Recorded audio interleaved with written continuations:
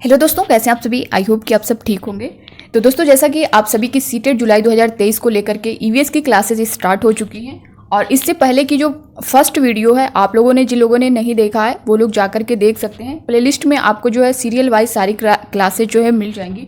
उसकी लिंक जो है मैंने डिस्क्रिप्शन बॉक्स में भी शेयर किया है, आप यहाँ से डायरेक्ट देख सकते हैं। तो दोस्तों स्टार्ट करते हैं आज की क्लास। और आज जो है कुछ अच्छे क्वेश्चन है जो बार बार रिपीट होते हैं, आप लोग देख पा रहे होंगे। ये क्वेश्चन जो है दोस्तों आपका जो है दिसंबर 2022 में जो सीटेट का एग्ज़ाम हुआ था उसमें ये सारे क्वेश्चन पूछे गए हैं और ये क्वेश्चन जो है बार बार पूछे जाते हैं। तो यहाँ पर आप लोग देख सकते हैं इसका जो आंसर है उसको मैंने एनसीईआरटी का पूरा पेज जो है यहाँ पे आप सभी को दिखाया है। आप लोग इस तरह से हर क्वेश्चन के बाद उसका जो पूरा डिटेल है आप पूरी एनसीईआरटी की बुक से देख सकते हैं। तो इस तरह से आपको पढ़ना है कि आपको कोई कन्फ्यूज़न ना रहे, किसी भी क्वेश्चन में कोई मिस्टेक ना आप करके आएँ, सारा जो भी डाउट रहेगा वो आपका क्लियर हो जाएगा। तो स्टार्ट करते हैं आज का क्वेश्चन। आप लोग अपना आंसर करिएगा जिन लोगों को पता होगा, ठीक है। तो स्टार्ट करते हैं। रेगिस्तानी ओक के विषय में नीचे दिए गए कथनों पर विचार कीजिए। और दोस्तों मैं यहाँ पे बता दूँ कि सारे सब्जेक्ट की जो है क्लासेस स्टार्ट हैं। मैथ है और आपका सीडीपी है, ईवीएस तो चल ही रहा है, आप लोग देख ही रहे हैं, और हिंदी है। सारा सब्जेक्ट जो है आप लोग देख सकते हैं यहाँ से। ऑप्शन ए है, यहाँ पे ए दिया गया है, यह वृक्ष लगभग किसी सामान्य कक्षा के कमरे की दीवार की ऊंचाई तक बढ़ता है। बी है, यह वृक्ष अबू धाबी में पाया जाता है। सी है, इस वृक्ष के तने में जल एकत्र होता है। स्थानीय लोगों को जब आवश्यकता होती है तो पाइप से जल निकालकर पीते हैं। डी है, इस वृक्ष की जड़ें वृक्ष की ऊंचाई की लगभग 30 गुनी गहराई तक नीचे जमीन में भीतर जाती हैं जब तक जल तक न पहुंच जाए। ई है, इस वृक्ष की बहुत सी शाखाएं होती हैं जिन पर घने पत्ते लगे होते हैं। इनमें से सही कथन है, यानी A B C D E जो दिया है इसमें से जो है रेगिस्तानी ओक के बारे में कौन सा सही है ये आपको बताना है। ऑप्शन फर्स्ट आप देख पा रहे होंगे ए सी और डी दिया है, सेकंड में ए बी और डी दिया है, थर्ड में ए डी और ई दिया है, फोर्थ में ए बी सी और ई दिया है। तो रेगिस्तानी ओक के विषय में आप जो है इसमें से क्या क्या करेक्ट है यही आपको बताना है।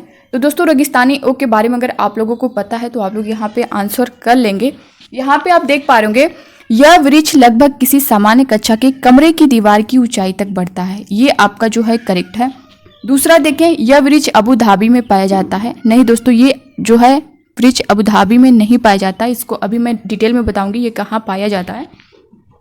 इस वृक्ष के तने में जल एकत्र होता है। स्थानीय लोगों को जब आवश्यकता होती है तो पाइप में जल निकालकर पीते हैं, ये भी आपका करेक्ट है, ये जो है इसकी विशेषता है। और डी जो है, इस वृक्ष की जड़ें वृक्ष की ऊंचाई के लगभग 30 गुनी गहराई तक नीचे जमीन में भीतर जाती हैं जब तक जल तक न पहुंच जाए, ये भी आपका करेक्ट है।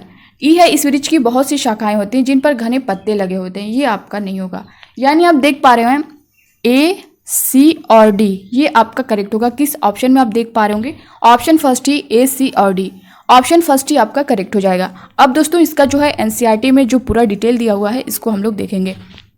यहाँ पे आप देख पा रहे होंगे, क्या तुम जानते हो ऑस्ट्रेलिया में एक पेड़ पाया जाता है। ये कहाँ पाया जाता है, ऑस्ट्रेलिया में। अभी जैसा कि वहाँ पे अबू धाबी बताया गया था, तो ये ऑस्ट्रेलिया आपको याद करना, इस तरह से भी क्वेश्चन पूछा हुआ है, जिसका नाम है रेगिस्तानी ओक। इसकी ऊंचाई तुम्हारी क्लास की दीवार की लगभग होती हैं और पत्तियाँ बहुत ही कम।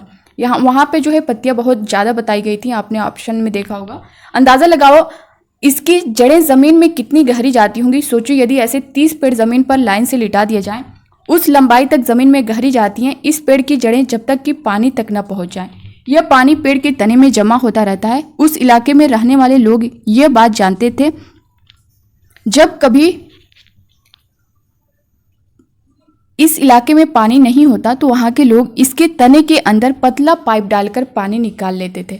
तो दोस्तों ये था रेगिस्तानी ओक के बारे में पूरा डिटेल। और ये कहाँ पाया जाता है, ऑस्ट्रेलिया में पाया जाता है। यहाँ पे अबू धाबी आपसे इस ऑप्शन में दिया गया था। तो आप जो है इसका ये जो है पूरा डिटेल अगर जानेंगे तो क्वेश्चन इसी तरह से उठाता है, A B C D E करके दे देगा और इसमें से जो है पूछेगा कि इसमें से कौन सा करेक्ट है। तो आप अगर इसको डिटेल में जाने रहेंगे तो इसको आसानी से कर लेंगे। नेक्स्ट क्वेश्चन देखते हैं, निम्न में कौन सामाजिक सांस्कृतिक वातावरण का उदाहरण है। इसमें आपको बताना है कौन सा सामाजिक सांस्कृतिक वातावरण का उदाहरण है। दोस्तों यहाँ से भी आपका एक क्वेश्चन बनता है, इंपॉर्टेंट है। और दोस्तों सारा क्वेश्चन इंपॉर्टेंट है, इसमें किसी एक क्वेश्चन को नहीं कहना है कि ये इंपॉर्टेंट है। हर शिफ्टों में जो है यहाँ से क्वेश्चन उठाए जाते हैं, तो जो इंपॉर्टेंट है आपके एग्जाम में बार बार पूछा जाता है और सीधा दोस्तों वही सेम क्वेश्चन आपसे पूछा जाता है। तो आप इन सारे क्वेश्चन को ध्यान दीजिएगा। ऑप्शन फर्स्ट है जल, सेकंड है जंगल, थर्ड है स्मारक, फोर्थ है समुदाय। कौन सा बात कर रहा है यहाँ पे, कौन सामाजिक सांस्कृतिक वातावरण का उदाहरण है? तो जल तो नहीं होगा, जंगल भी नहीं होगा, स्मारक भी नहीं होगा, आपका समुदाय होगा। ऑप्शन फोर्थ जो है ये आपका करेक्ट आंसर होगा।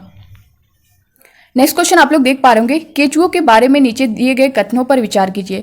दोस्तों देखिए, आप लोग का जो है ना क्वेश्चन इसी तरह से पूछता है ज़्यादातर सीटेट में, तो ABCDE करके दे देगा और इसमें से सही कथन चुनने को बोलेगा। तो आप जो भी टॉपिक होगा आप उसे अच्छे से पढ़िएगा, ताकि उसमें से अगर कुछ भी इधर उधर करके पूछे तो आप उसे करेक्ट कर ले जाएं। जैसा कि इसीलिए मैं जो है उसका जो डिटेल है NCERT का पूरा पेज आप सभी को दिखा रही हूँ, नहीं तो मैं सिर्फ आंसर बता के आप सबको जो है आगे निकल सकती हूँ।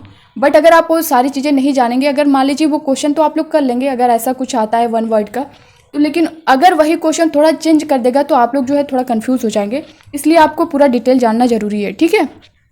इसमें ए दिया है, ये जमीन में छेद बनाते रहते हैं जिससे जमीन पोली हो जाती है। बी है, ये मृत पत्तियों और पौधों को खाते हैं और इनके मल से मृदा उपजाऊ बनती है।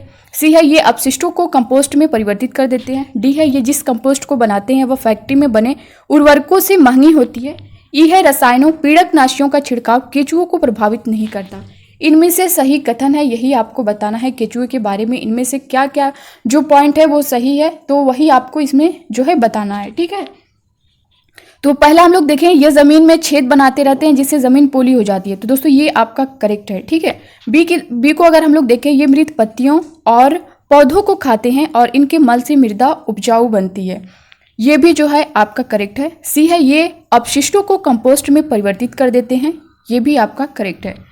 डी है, ये जिस कंपोस्ट को बनाते हैं वह फैक्ट्री में बने उर्वरकों से महंगी होती है, ये नहीं है आपका करेक्ट। रसायनों पीड़कनाशियों का छिड़काव केचुओं को प्रभावित नहीं करता है, ये भी आपका गलत है। यानी ए, बी और सी ये तीनों आपका करेक्ट है। आप इसे किस ऑप्शन में देख पा रहे होंगे, ए, बी और सी। ऑप्शन थर्ड आप देख पा रहे हैं, ए, बी और सी, यही आपका करेक्ट आंसर होगा। अब इसके बारे में आप लोग जो है पूरा डिटेल यहाँ पे देख सकते हैं केचुए के बारे में। केचुए जमीन में छेद बनाकर मिट्टी को मुलायम कर देते हैं, जमीन को इन छेदों से हवा और पानी मिल जाता है। यहाँ पे आप इसका पूरा डिटेल देख सकते हैं केचुए के बारे में। यहाँ से कोई भी क्वेश्चन इधर उधर करेगा तो आप लोग इसे कर लेंगे। केचुए मृत पत्तियों और पौधों को खाते हैं और इनके मल से जमीन उपजाऊ बनती है। केचुओं को किसानों का मित्र माना जाता है, ये क्वेश्चन आपसे बहुत पूछा जाता है, केचुओं को किसानों का मित्र, ठीक है। वर्मी कंपोस्ट को वर्मी कल्चर या केचुआ पालन भी कहा जाता है, ठीक है। तो इससे रिलेटेड अब आपका कोई क्वेश्चन बनेगा तो आप लोग इसे आसानी से कर लेंगे। नेक्स्ट क्वेश्चन देखते हैं। पृथ्वी ग्लोब जैसी गोल है, नीचे दिए गए किस देश के व्यक्ति पृथ्वी पर हमारे सापेक्ष उल्टे खड़े हैं? दोस्तों ये भी क्वेश्चन जो है हर शिफ्टों में पूछा गया है। इस बार दिसंबर में 2022 में भी और 2021 में भी ये सीधा सीधा सेम यही क्वेश्चन ऑप्शन के साथ ही पूछा गया है, तो आप इस क्वेश्चन को ध्यान दीजिएगा। ऑप्शन फर्स्ट है ऑस्ट्रेलिया, सेकेंड है अर्जेंटीना, थर्ड है इंडोनेशिया, फोर्थ है युगांडा। पृथ्वी ग्लोब जैसी गोल है, नीचे दिए गए किस देश के व्यक्ति पृथ्वी पर हमारे सापेक्ष उल्टे खड़े हैं? तो दोस्तों ये अर्जेंटीना के, सेकंड ऑप्शन जो है ये करेक्ट होगा। अगला क्वेश्चन आप लोग देख पा रहे होंगे। नीचे दिए गए कथनों में से अलबरूनी जी जो एक विद्वान थे और जिन्होंने हमारे देश का भ्रमण 1000 वर्षों से भी पूर्व किया था, के बारे में सही कथनों को चुनिए। ए है, वह एक यात्री थे जिन्होंने हमारे देश का भ्रमण किया और जो प्रेक्षण किया उसके बारे में लिखा। बी है, वह अफगानिस्तान से आए थे। सी है, उन्होंने उन चीज़ों के बारे में लिखा जो उन्हें अपने देश से भिन्न लगी। डी है, उनकी पुस्तक से हम अपने देश के भूतकाल और सांस्कृतिक विरासत के बारे में बहुत कुछ जानकारी प्राप्त कर सकते हैं। ई है, उन्होंने विशेष रूप से हमारे देश के लोगों के तालाब बनाने में कुशलताओं का उल्लेख किया। इसी तरह का क्वेश्चन दोस्तों आप लोगों ने पिछला देखा, रेगिस्तानी ओक के बारे में भी इसी टाइप से क्वेश्चन पूछा गया है। केचुए से रिलेटेड जो क्वेश्चन किया गया है वो भी इसी टाइप का। तो सीटेट का जो ये क्वेश्चन होता है ना, थोड़ा लेंदी टाइप होता है, तो उसको जो आप जो है थोड़ा डिटेल में अगर जाने रहेंगे तो आसानी से कर लेंगे। अब इसमें आपको बताना है कि इसमें से कौन कौन सा करेक्ट है, तो आप लोग भी जो है अपने आंसर करिए इससे रिलेटेड, ठीक है, अगर आप लोग जान रहे हो तो ऑप्शन ये आप देख पा रहे होंगे, वह एक यात्री थे जिन्होंने हमारे देश का भ्रमण किया और जो प्रेक्षण किया उसके बारे में लिखा, ये आपका दोस्तों करेक्ट है, ठीक है। वह अफगानिस्तान से आए थे। दोस्तों ये अफगानिस्तान से नहीं आए थे, ये उज्बेकिस्तान से आए थे। अब इसका जो है हम लोग डिटेल में देखते हैं। सी है, उन्होंने उन चीज़ों के बारे में लिखा जो उन्हें अपने देश से भिन्न लगी, ये आपका करेक्ट है। डी है, उनकी पुस्तक से हम अपने देश के भूतकाल और सांस्कृतिक विरासत के बारे में बहुत कुछ जानकारी प्राप्त कर सकते हैं, ये भी आपका करेक्ट है। ई है, उन्होंने विशेष रूप से हमारे देश के लोगों के तालाब बनाने में कुशलताओं का उल्लेख किया है, ई भी आपका करेक्ट है। ACDE, बी तो आपका नहीं होगा। ACD और E किस ऑप्शन में है? ऑप्शन थर्ड में आप देख पा रहे ये आपका करेक्ट हो जाएगा। अब इसका डिटेल जो है हम लोग NCERT की बुक से देखते हैं। अल-बिरूनी की नज़र से यहाँ पे 1000 से भी ज़्यादा साल पहले एक यात्री भारत आए। इनका नाम था अल-बिरूनी। अल-बिरूनी जिस देश से आए थे उसे आजकल उज्बेकिस्तान, यहाँ पे देख पा रहे होंगे उज्बेकिस्तान कहते हैं। अल-बिरूनी ने बहुत ही बारीकी से चीज़ों और जगहों को देखा और उनके बारे में लिखा, खासतौर से भी जो उन्हें अपने देश से अलग लगी। चलो देखें कि अल-बिरूनी उस समय के तालाबों के बारे में क्या लिखते हैं।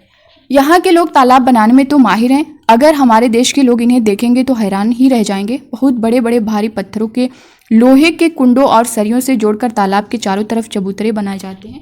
इन चबूतरों के बीच में ऊपर से नीचे जाती हुई सीढ़ियों की लंबी कतारें होती हैं। लोगों के उतरने चढ़ने के रास्ते अलग अलग होते हैं। यहाँ कभी भीड़ लगने से परेशानी नहीं होती है। तो दोस्तों ये थी इनसे रिलेटेड पूरी जानकारी। और यहाँ पे देख पा रहे आज इतिहास पढ़ने वाले लोगों को अल-बिरूनी की किताबों से उस ज़माने के बारे में बहुत कुछ पता चलता है, जैसा कि आपके ऑप्शन में भी दिखा था। और ये जो है ये डाक टिकट 1973 में छपी थी। यहाँ पे ये पूरा उनके बारे में डिटेल दिया गया है। नेक्स्ट क्वेश्चन अब हम लोग देखेंगे। पक्षियों की एक स्पेशीज प्रजाति ऐसी है जिसका नर पक्षी सुंदर सुंदर घोंसले बनाता है। और यहाँ पे दोस्तों सुंदर सुंदर जो है घोंसले बनाता है और मादा पक्षी उन सभी घोंसलों को देखती है। उनमें से वह उसे चुनती है जो उसे सबसे अच्छा लगता है और उसी में अंडे देती है। पक्षियों की इस स्पेसीज का नाम है, ऑप्शन फर्स्ट है कोयल, सेकंड है वीवर पक्षी, थर्ड है शक्करखोरा, फोर्थ है बसंत गौरी।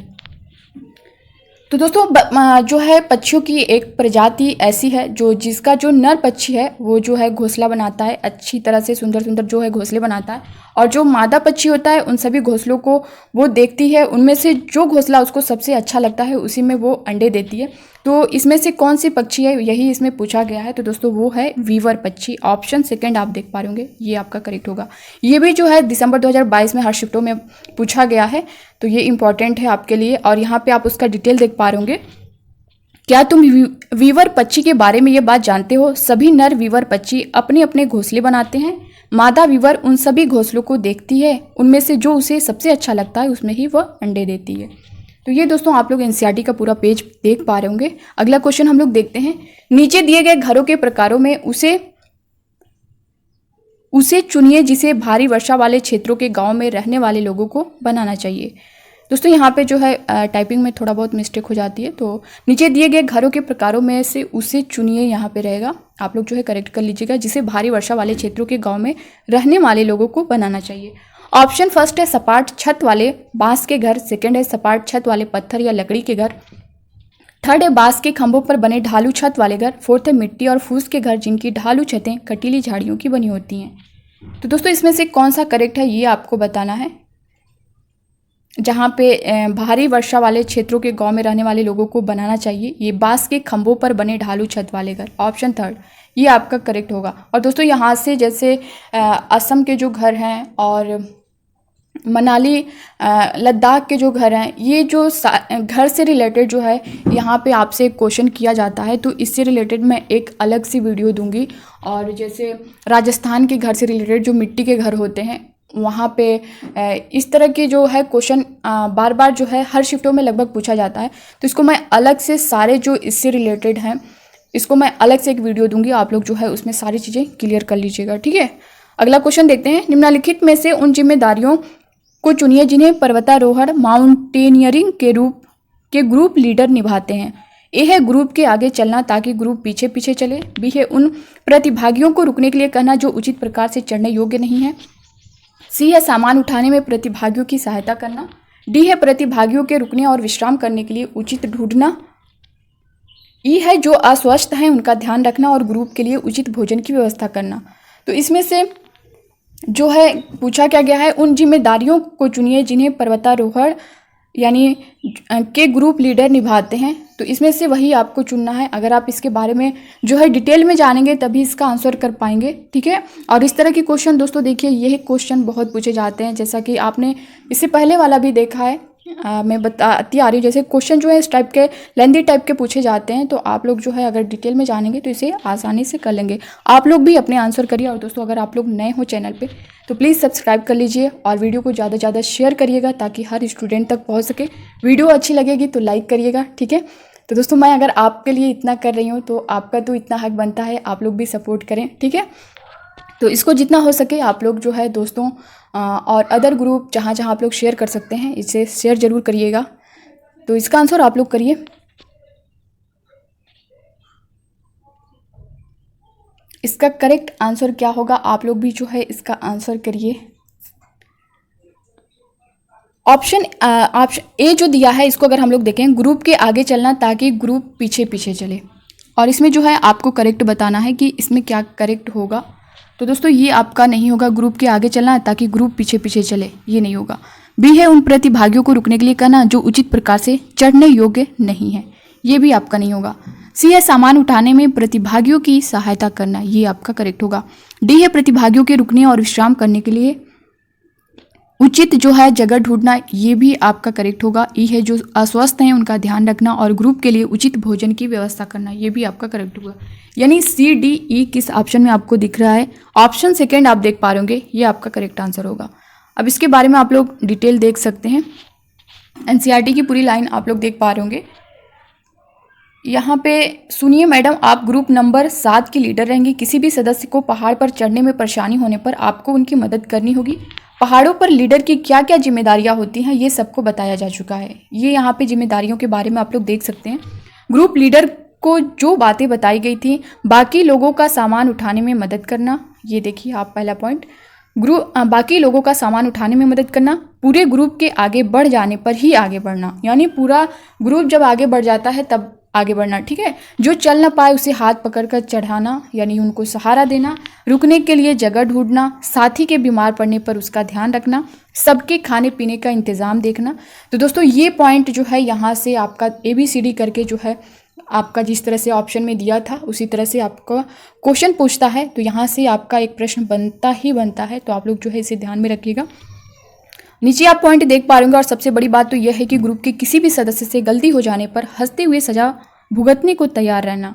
मैं समझ गई कि यहाँ का अनुशासन अपने आप में अलग ही है, मैं समझ नहीं पा रही थी कि यह सजा है या मज़ा है। तो दोस्तों ये थी पूरी जिम्मेदारी इस ग्रुप से रिलेटेड, ठीक है। अब अगला क्वेश्चन आप लोग देख पा रहे होंगे, नीचे दिए गए लक्षणों वाले पक्षी का क्या नाम है। एक पक्षी ऐसा जिसकी दुम पर पैसा सिर से दुम तक दिखे नीला ही नीला सा। तो आप लोग समझ पा गए होंगे ऐसे ही इसको। ऑप्शन फर्स्ट है शकरखोर, सेकेंड है वीवर पक्षी, थर्ड है मोर, फोर्थ है बसंत गौरी। एक पक्षी ऐसा जिसकी दुम पर पैसा सिर से दुम तक दिखे नीला ही नीला। और दोस्तों ये जो है सीटेट जो है दिसंबर 2022 में ये हर शिफ्टों में जो है क्वेश्चन पूछा गया है इस बार। तो ऑप्शन थर्ड आप देख पा रहे होंगे मोर, ये आपका करेक्ट आंसर होगा, ठीक है। अगला क्वेश्चन आप लोग देख पा रहे होंगे, खेजड़ी वृक्ष के बारे में नीचे दिए गए कथनों पर विचार कीजिए। ये भी आप देख पा रहे होंगे उसी टाइप का क्वेश्चन है। तो आप अगर खेजड़ी वृक्ष के बारे में डिटेल में जानेंगे तभी ये आंसर कर पाएंगे। ए है यह वृक्ष मुख्यतः रेगिस्तानी क्षेत्रों में पाया जाता है। बी है इसे उगने के लिए अधिक जल की आवश्यकता नहीं होती। सी है यह वृक्ष अपने तने से जल संचित करता है जिसका उपयोग आवश्यकता पड़ने पर किया जाता है। डी है इस वृक्ष की छाल का उपयोग दवाइयों को के बनाने में होता है तथा इसकी लकड़ी पर कीटों का प्रभाव नहीं पड़ता। ई है इस वृक्ष में बहुत कम पत्तियां होती हैं। इसमें सही कथन क्या है यही आपको बताना है। तो दोस्तों आप लोग अपने आंसर करिए जो लोग जानते होंगे इसके बारे में। ए है यह वृक्ष मुख्यतः रेगिस्तान क्षेत्रों में पाया जाता है, ये आपका करेक्ट है। बी है इसे उगने के लिए अधिक जल की आवश्यकता नहीं होती। दोस्तों ये भी आपका करेक्ट है, इसे उगने के लिए जो है अधिक जल की आवश्यकता नहीं होती। सी है यह वृक्ष अपने तने से जल संचित करता है जिसका उपयोग आवश्यकता पड़ने पर किया जाता है, ये आपका नहीं होगा, सी वाला ऑप्शन आपका नहीं है।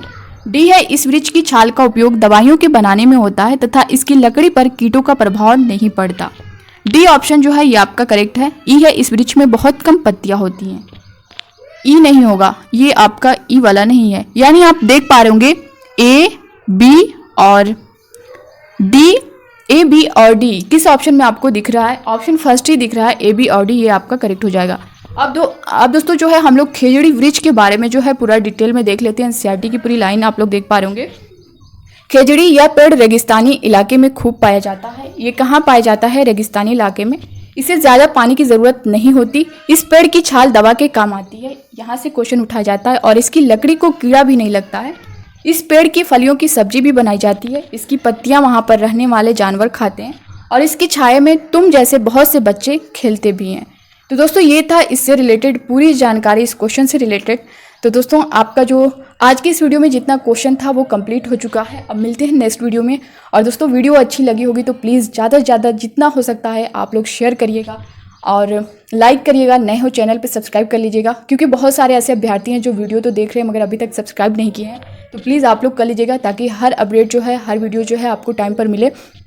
तो दोस्तों बस आज की वीडियो में इतना ही। मिलते हैं अब नेक्स्ट वीडियो में। आप लोग जो है हिंदी, मैथ, ये सारे सब्जेक्ट की जो है CDP है, आप लोग जो है क्लासेस जो है देखते रहिएगा, क्योंकि अब कंटिन्यू ये चलती रहेंगी। तो मिलते हैं अब नेक्स्ट वीडियो में। तब तक के लिए bye bye, take care, thank you, खुश रहिए, पढ़ते रहिए।